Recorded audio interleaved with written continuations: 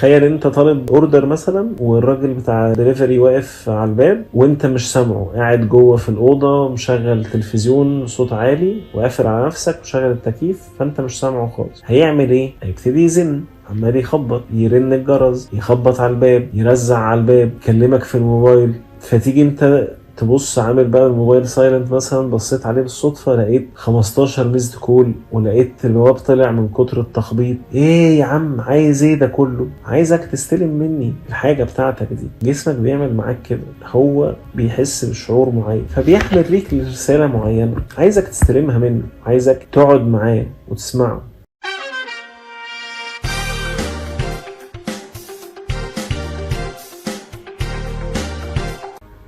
فمهم انك تبقى فاهم ان رحلة التغيير بتاعتك دي لو انت غصبت فيها جسمك على حاجة هو مش مستعد لها، هتبقى انت بتزود له مصادر الضغط العصبي او الاكسترنال ستريسرز والانترنال ستريسرز بتوعه. اكسترنال زي زيارة الطبيب وزي الوقوف على الميزان، وانترنال انك بتترجر التجارب السابقة اصلا اللي ما حصلش فيها توفيق او ما حققش فيها النجاح بالشكل اللي انت مستنيه.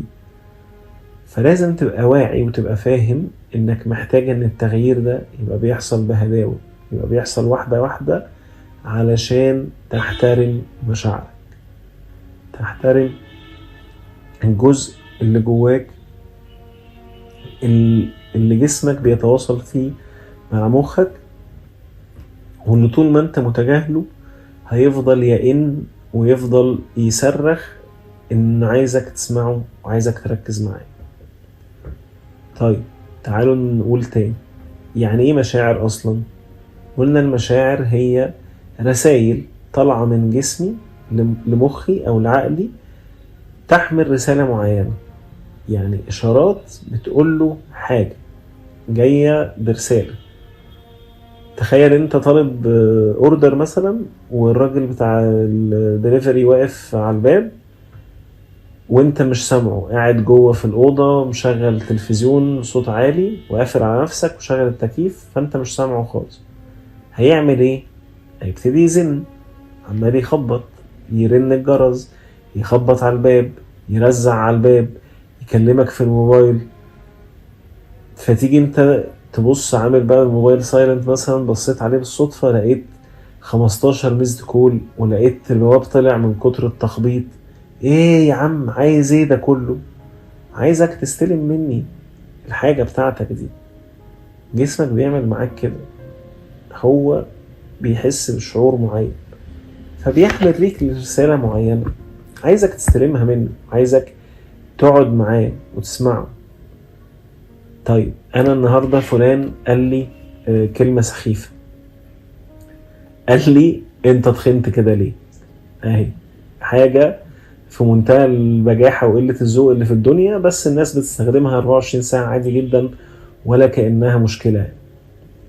فانت وصلت شغلك الصبح جاي مزاجك رايق كل حاجة زي الفل، قام واحد زميلك ما شافكش بقاله حبة قال لك ايه ده معلم انت تخنت كده ليه؟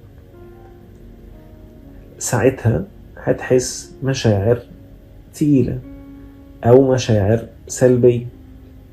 ممكن تحس بالغضب، اللي هو انت ازاي تقول لي كده، انا عايز اتخانق معاك دلوقتي. ممكن تحس بالحزن، ايه ده هو انا بجد اتخنت؟ هو انا باين عليا؟ انا كنت فاكر اني انا بس اللي واخد بالي، يا ترى الناس كمان في الشارع شايفاني ان انا كده اتخنت؟ بيقولوا التخين اهو. ممكن تحس بالخجل، اللي هو يا ريته ما شافني بالمنظر ده، يا ريتني لبست لبس مختلف ما يخليهوش يعرف ان انا اتخنت. ممكن تحس بالعار، انا هعيش عمري كله كده، هعيش عمري كله مصدر للكلام السلبي، انا اللي بجذب الكلام السلبي لنفسي، انا مش عارف اتغير، انا حياتي حزينة، يا ريتها تنتهي. كل سبيكترم المشاعر ده ممكن تحس حاجات منه، وجسمك بيبقى عايز يوصل لك اني اللي حصل ده مش تمام. الغضب عايزك تروح تتخانق وتزعق وتشتمه وتضربه، وانت ازاي تكلمني بالطريقة دي، زي تقول لي حاجة كده، الحزن عايزك تعيط مثلا، الخجل او الكسوف يعني ممكن يبقى مرتبط بتجارب سابقة او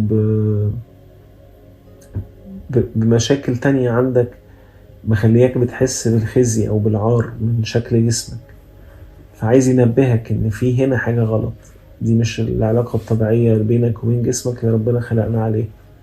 انت محتاج تروح تشتغل على المشكلة دي، على الحادثة اللي حصلت او على يعني العطلة اللي جاية في العلاقة دي، وبالتالي خلقة مشاعر سلبية بقوة كده. احنا بقى بنعمل ايه في المواقف اللي زي دي؟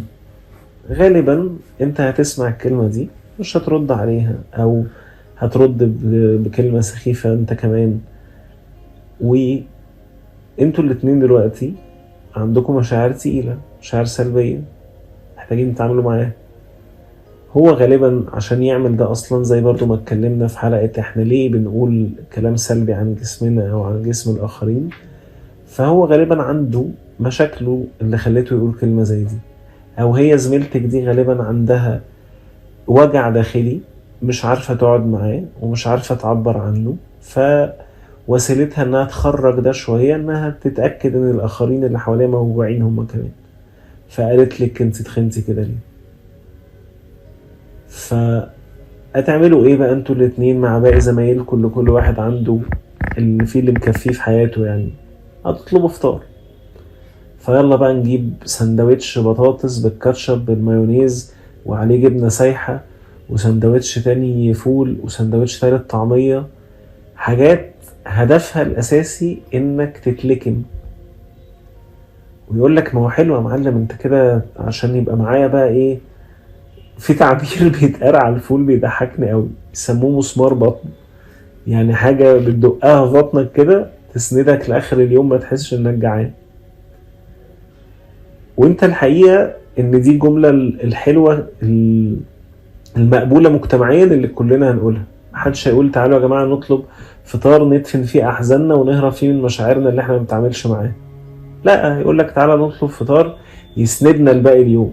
شوف بقت حلوة ازاي، بقت مغرية جدا انك تعملها كل يوم، وكل يوم توصل الشغل سواء بقى حالتك الشعورية كويسة او وحشة تعمل كده علشان الهروب من المشاعر هو اللي مغري، وعدم السماع ليها هو الطريقة اللي انت متعود عليها والطريقة اللي انت اتربيتي عليها، والاكل هو اسهل طريقة تعمل بيها ده، واكتر طريقة مقبولة مجتمعيا ان انت تدفن بيها مشاعرك ومحدش هيقولك اي حاجة. محدش هيقولك اي حاجة اثناء ما انت بتعمل الفعل ده. اقول لك حاجة كمان، من اكتر مسببات الاكل العاطفي او الايموشنال ايتنج هو طريقة التربية بتاعة الاطفال من امهاتهم. شوف دي المرة الكام اللي نتكلم عن التربية، علشان والله يا جماعة احنا مش في فيلم سينما. حضرتك لما بتروح لدكتور دايت تقول له خسسني، فاحنا مش واخدين 30 ثانية من وسط الحلقة هنخسسك فيهم وتخش الأوضة تخرج من الناحية التانية. هي حياتك كده، دي حياتك كلها على بعض. زيادة وزنك جزء من حياتك، علاقتك بجسمك سواء كانت إيجابية أو سلبية جزء من حياتك. عشان تعرف تتعامل معاها محتاج تفهم حياتك كلها على بعض زرع ايه في العلاقة دي، وبالتالي تبتدي تفك وتصلح فيهم واحدة ورا التانية، وتبقى من اللي ربنا سبحانه وتعالى قال عليهم قد أفلح من زكاها.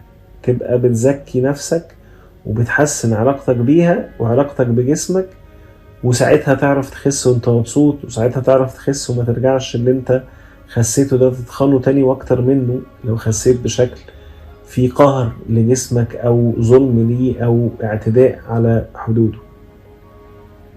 الامهات بتعمل ايه؟ العيل بيعيط، اي حد حواليها يقول لها بيعيط يبقى جعان، فنعمل ايه؟ اكليه. اول سنتين لو بيرضع هيبقى كل ما بيعيط هنرضعه بقى طبيعي، رضعه صناعي، هتديله فورمولا، ايا كان هترضعه ازاي، المهم انها هتتفس له حاجه في بقه عشان مخه من وهو لسه عنده يوم لحد ما بقى عنده 2-3 سنين يرتبط عنده ان كل ما انا فيه شعور حاسس بيه، وانا كطفل ما عنديش اي وسيله اعبر بيها عن مشاعري دي غير ان انا اقعد اعيط واعمل واق كده، يبقى الحل الوحيد ساعتها ان انا بقي يشتغل اكل. في منهم بيعملوا حل تاني خالص، يقولك لا انا ما بعملش كده، ما باكلوش، احط له تتينه. فاحنا عملنا ايه؟ شغلنا له بقه برضه، فلما يكبر شويه ويشيل التتينه دي نحط مكانها شوكولاتايه، تمام، هو هيبقى تمام واحنا هنبقى تمام ومحدش هيقول له حاجه، وده اللي ربناه عليه. الطفل زيه زي اي كائن حي عنده احتياجات مختلفه، ممكن يبقى محتاج اهتمام، عايز مامته ولا باباه يركزوا معاه دلوقتي، ممكن يبقى محتاج حضن، عايز يطمن، خايف، ممكن يبقى محتاج يلعب، عايز يحس ان في تفاعل بينه وبين الناس اللي حواليه او العالم اللي حواليه، ممكن يحتاج يتحرك من مكانه وهو لسه عندوش قدرة ان هو يقوم، زهق من المكان ده وعايز يتحرك. لو احنا ترجمنا له ان كل المشاعر اللي انت حاسس بيها دي حلها الوحيد انك تاكل، فاحنا بقى معانا another human being متربي على الايموشنال ايتنج. ومفيش انسان على وجه هذه الكرة الارضية ما عداش بايموشنال ايتنج، ومفيش انسان مش متربي على ان احد وسائلك للتعامل مع مشاعرك هو الاكل. في ناس كتير بتعمل ده مرة في الشهر، مرة في السنة، وفي ناس بتعمله 10 مرات في اليوم الواحد. فهو الايموشنال ايتنج دي مش حاجة كارثية، هو الافراط فيها وعدم الوعي بيها هو اللي حاجة كارثية، وهنشرح ده وهنتكلم عنه بالتفصيل. طيب، واحنا بنقول كده على اللي بيحصل مع الطفل، ذكرنا في النص اهم واشهر المشاعر اللي لو موجودة عند حضرتك هتبقى عايز تاكل. اولهم هو الخوف. طبيعي الطفل بيبقى حاسس بعدم امان لو مش شايف مامته وبابا حواليه، تحديدا مامته يعني في اول كام سنة. ممكن تاني شعور من اكتر المشاعر اللي بتزقك على الايموشنال ايتنج هو الحزن. ممكن يبقى زعلان، حزين، متألم، خبط في حاجة، whatever، حاسس بالحزن ليه، بس لو احنا زرعنا فيه انك تعاملك مع الحزن بيكون عن طريق الاكل،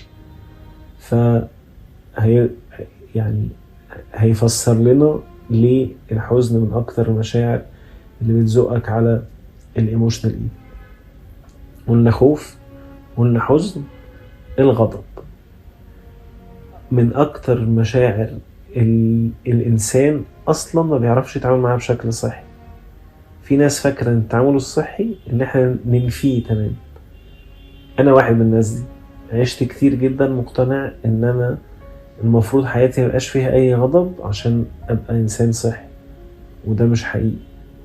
وفي ناس تانية مقتنع ان الغضب معناه ان انا اقل ادبي واشتم وازعق واتخانق علشان ابقى كده ما بكتمش الغضب جوايا. فالناس اللي زي حالاتي اللي بتحاول تكتم الغضب ده بتبقى عايز تدفسه بايه؟ تدفسه بالاكل. الغضب من اكتر المشاعر اللي بتؤدي الى الايموشنال ايتنج. في شعورين كمان هم يعني اللي هيكملوا لك التوب 5 بتاعة المشاعر اللي بتؤدي الايموشنال ايتنج، وشعورين مهمين جدا جدا جدا: الوحدة والزهق، loneliness وبوردم. الوحدة معناها انك مفتقد الكونكشنز في حياتك، مفتقد التواصل مع البني ادمين التانيين، التواصل مع البيئة من حواليك، التواصل مع الحيوانات، البحر، الشمس، الشجر اللي عمال يتشال من حوالينا ده. تفتكروش ان دي حاجة عادية بالنسبة للبني ادمين، ده بيأثر عليك بالسلب، بيسحب من الكونكشنز بتاعتك مع البيئة. لو شخص قاعد لوحده في وقت من الأوقات، سافر بقى يشتغل بره أو يدرس بره، لسه متجوزة جديد وجوزها بينزل الشغل وهي قاعدة في البيت لوحدها طول اليوم، هتحس بالوحدة، ومعاها زميلها على طول في نفس الدكة في الفصل، الزهق. فطول ما أنا حاسس بوحدة وزهقان، الأسهل عليا أقول أنا زهقان من أن أنا أعترف أن أنا حاسس بالوحدة، والأسهل على الاتنين دول أن أنا أقوم أكل. فيقول لك الناس بتزيد بعد الجواز ليه؟ واحدة من أكتر الحاجات الزهق، بسبب الفترة الطويلة اللي بنقعدها ما بنعملش حاجة، بلس الوحدة. لو احنا الاتنين خلاص اعتمدنا بقى على بعض أو ارتبطنا ببعض، وبقينا جوه دماغنا كده صورة مش صحية خالص ان حياتنا كلها على بعض متلخصة في بعض، فأنا حياتي كلها في مراتي ومراتي حياتها كلها فيا. فطول ما حد فينا مش موجود عشان عنده شغل ولا عنده دراسة ولا عنده حاجة معينة مش موجود فيها، فالتاني قاعد زهقان. هيعمل ايه الزهقان ده؟ هيقوم ياكل. فالخمس مشاعر دول هم اكتر 5 مشاعر بيزقوا على الايموشنال ايتنج. هم مش الوحيدين، هم التوب 5 يعني: خوف، حزن، غضب، وحدة، وزهق. طيب بقية المشاعر ممكن تؤدي الايموشنال ايتنج عادي، والمشاعر الإيجابية كمان ممكن تبقى مرتبطة عندك بالايموشنال ايتنج. ممكن تبقى لو فرحان قوي قوي عايز اكل حاجة معينة، بس يوجوالي ده بيخش معاها بقى السوشيال ايتنج اللي اتكلمنا عليه قبل كده، بيخش معاها habitual eating، اللي بقت مرتبطة عندي ان انا كل ما اعمل انجاز في حياتي اروح اكل. بيخش معاها حاجة مهمة جدا، وواحدة من اكتر الحاجات اللي هنتكلم عنها برضو بالتفصيل، وهي فكرة المكافأة او الريورد. برضو نفس الطفل يا حبيبي الغلبان اللي انا دفسته اكل وهو زعلان ده، يوم ما اجي اكافئه، يوم ما اجي افرح بيه واتبسط بيه، اقوم دافسله اكل في بقه، اقول له برافو حبيبي كوتش كوتش كوتش كوتش، واقوم ايه ماكله. فيتربط عنده ان الانجاز او المكافأة هي الاكل. واجي استغرب بعد كده، هو انا عيالي طلعوا تخان ليه؟ ما هو حضرتك يعني كان في ايديكوا فرصة ذهبية والله تمرنوهم وتربوهم على عادات كويسة، بس انتوا ما كنتوش تعرفوا برضو نفس اللي احنا بنقوله ده، ولا انت كان عندك وعي ولا حضرتك كان عندك وعي، فبالتالي ربيتوا العيال زي ما بتشوفوا حواليكوا خلاص. كل ده ما يهمناش دلوقتي، يهمنا حضرتك وحضرتك اللي بتسمعوا الحلقة دي واللي بتتفرجوا عليها. لو انت بتعاني من الاكل العاطفي او الايموشنال ايتنج، اديك فهمت شوية يعني ايه مشاعر، ويعني ايه مشاعر تؤدي لان انا عايز اكل، والكلام ده طلع لي منين اصلا. تعال بقى نفهم اكتر مع بعض ايه الكومفورت بيهيفيرز دي، او ايه فكرة السلوكيات اللي بتفطس المشاعر وتدفنها، وازاي نتعامل مع مشاعرنا بشكل صحي، مش بالطريقة بتاعت الهروب منها او دفنها. تابعونا في الحلقات الجاية وبودكاست انت تخيل كده.